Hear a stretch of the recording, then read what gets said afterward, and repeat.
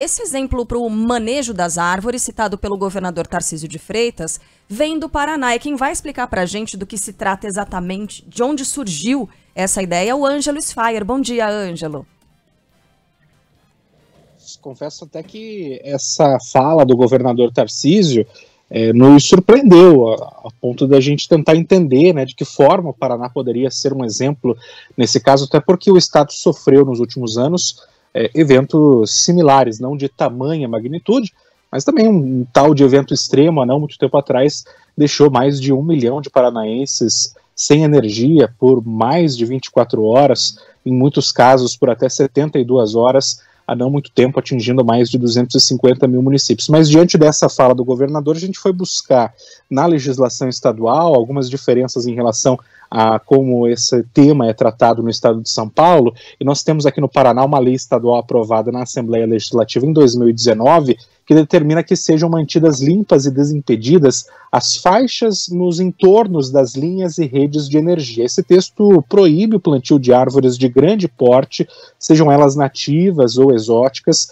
em uma faixa de 30 metros das redes ou linhas elétricas. Segundo a avaliação dos órgãos técnicos, essa faixa, que é de 15 metros para cada lado, somando então 15 metros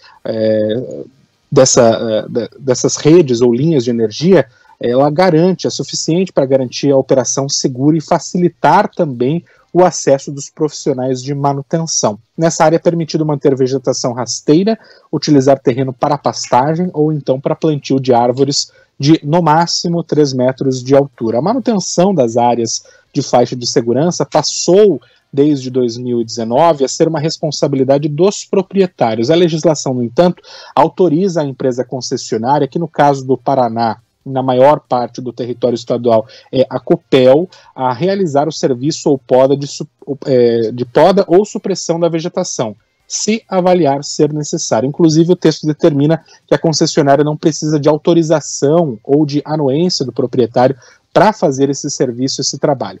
Essa lei foi aprovada em dezembro de 2019, entrou em vigor de forma imediata, deu um prazo de 7 anos para que os paranaenses se adequem aos parâmetros determinados pelo texto, portanto, até o final de 2026 é o prazo para que essas regras sejam seguidas em todo o estado. Em Curitiba, na capital, a poda e o corte de árvores em vias públicas é de responsabilidade do Departamento de Produção Vegetal, e qualquer cidadão pode acionar a prefeitura pela Central 156, pelo telefone, site ou aplicativo, e solicitar esse serviço. O departamento cuida também da remoção de galhos ou árvores inteiras caídas nas ruas em dias de chuva e ventos fortes.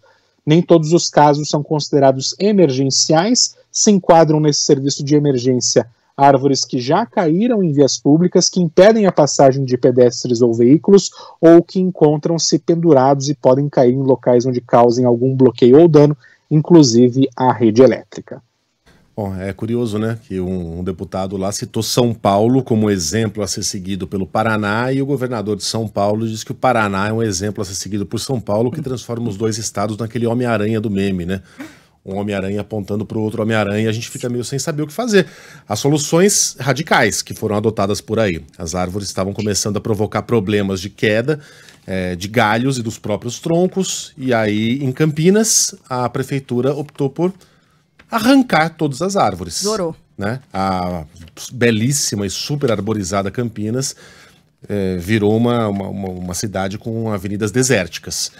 E na Califórnia há uma discussão sobre se as últimas rigorosíssimas leis ambientais que prevêem o desmatamento também não colaboraram com os últimos incêndios florestais, porque aumentou a quantidade de árvores. Olha só que loucura, né? Como uma lei muito bem intencionada pode ajudar a provocar uma tragédia. Então, não é simples, é um problema complexo, a gente sabe. Agora, tem soluções que de cara a gente já pode descartar, né? Como essa aí de pedir pro morador contribuir para que haja um serviço melhor no bairro dele do que no bairro daquele que não tem condição. Obrigado, viu, Ângelo, pelas informações.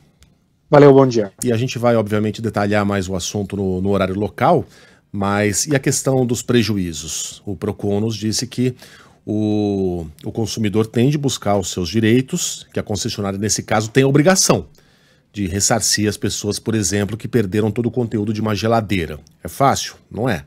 Mas é possível, e é isso que o Procon recomenda. A gente, no horário local, vai detalhar mais o assunto.